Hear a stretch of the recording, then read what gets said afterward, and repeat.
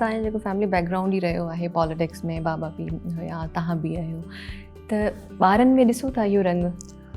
वेल different approach आहे politics. अॻ में त मां सम्झां थो त सियासत में जीअं पंहिंजो ॿ टे शयूं हुयूं अॻ में, त इहो तव्हां जॾहिं बि पॉलिटिकल हिकिड़ी उन में पंहिंजो का न का हिकिड़ी ख़िदमत जो या तव्हांजो को नज़रिए जो उन में हिकिड़ी तव्हांखे मिलंदी हुई सियासत में, जेका घर में असांखे मिलियो नैरेटिव या सोच, त सियासत प्रिंसिपल बेस्ड हूंदी हुई। पर हाणे त मां तमामु मुख़्तलिफ़ सियासत जो जेको आहे सो हिकिड़ो सोच आहे।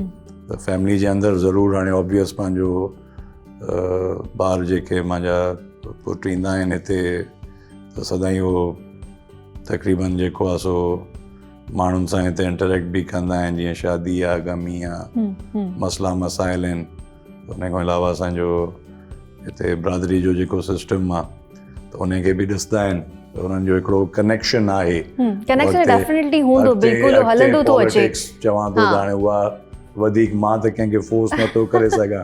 इहो पर मां चवंदमि त नेचुरली आहे, या जनरेशन टू जनरेशन इहा हलंदी ई रहंदी आहे, पर हाणे फोर्स नथा तव्हां करे सघो। हा, यकीनन इंट्रस्ट जी बि ॻाल्हि हूंदी आहे, पंहिंजो इंट्रस्ट हूंदो उन में त ज़रूरु अॻिते हूंदा। यकीनन जे इंट्रस्ट पंहिंजो न हूंदो त पोइ तव्हां जिते इंट्रस्ट हूंदो। सही ॻाल्हि आहे।